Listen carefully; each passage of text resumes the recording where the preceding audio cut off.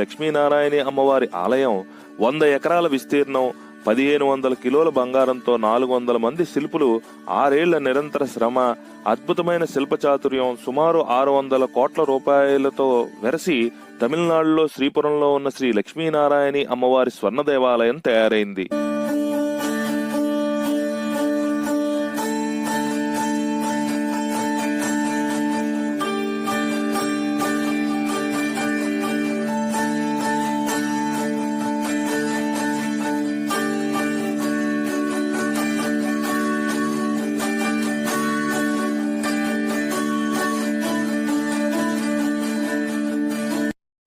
చెన్నైకి 140 కిలోమీటర్ల దూరంలో వేలూరు సమీపాన శ్రీపురంలో ఈ ఆలయం ఉంది.